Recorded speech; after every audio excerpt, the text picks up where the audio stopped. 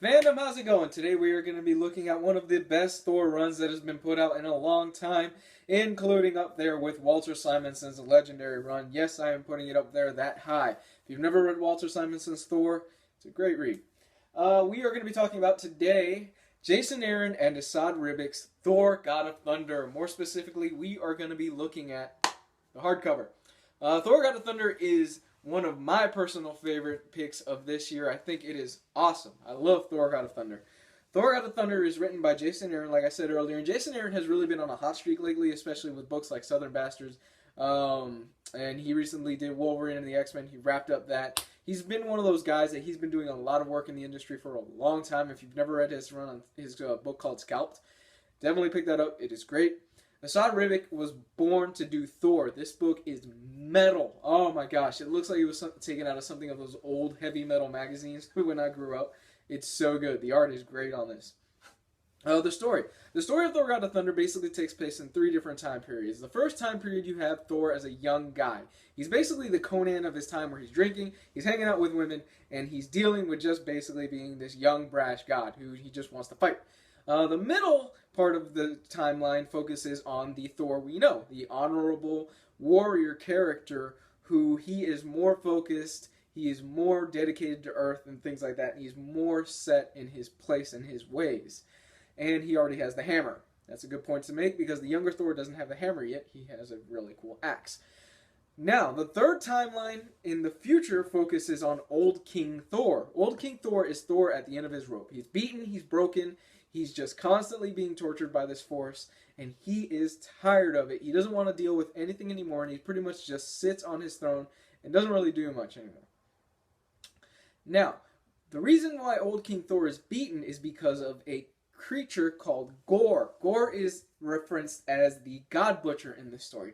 And the God Butcher is basically this character that has gone around for centuries, and Thor has actually fought him in these three different timelines, and he's been killing gods. Gore has been just killing all the gods in the universe because he's got a personal vendetta against them because something that happened on his home planet to his original family.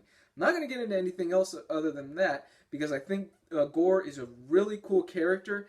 I do think that his storyline is kind of atypical for a villain. That's the only thing. But when he does square off against Thor, it is awesome. It's so cool. Because you see the three different timelines and they're all fighting Gore at these different timelines and everything like that. It's so cool. It's really a fun story. And it leads into God Bomb. God Bomb is the second half of this arc, where the three different Thors, they finally meet and they say, yeah, we have to gun after this guy called Gore. We have to take him down because they get into the future and they see all the damage that Thor has done. It is just amazing stuff, and Asad Ribic is on fire with the art. Here, I'm just going to even show you a picture of the first page so you get a sense of how metal this is. Look at that. That is so cool. I think the story is solid. You're going to have a lot of fun with this. Don't go in expecting, these amazing twists and anything like that. It's a pretty straightforward story, but it's so much fun. And if you've ever really enjoyed Thor or Conan, this is really the Thor you should get. It's just Thor being a bamf. He's ready to fight, and he's just kicking butt while he's at it. So here's... Now this is the first 10 issues of it, and Asad Ribic doesn't draw all of it. There's a small one issue where he doesn't do the art duties on it, and that one kind of slumps a little bit, but then it bounces back. So here's more of that, and that is Old King Thor. Yes, he does have a metal arm. He has the Destroyer arm, which is pretty cool. So yeah, definitely recommend you check this out. As far as the hardcovers go, this is a solid hardcover. I am kind of disappointed in it because I would have liked to have seen some script stuff, especially like if you've seen my reviews for the hardcovers that Image and Dark Horse are putting out. I think that Marvel and DC are kind of lacking on this stuff, but, I mean, it is what it is. You are getting some cool panel layouts. The variant covers are here, so you get like the variant cover for Scotty Young. I think that's pretty cool. I love Scotty Young's art. That's basically it. It's kind of short on special features, said panel layout, things like that. Different sketches. So overall, I think if you pick up the first two trades, you'll be satisfied with this.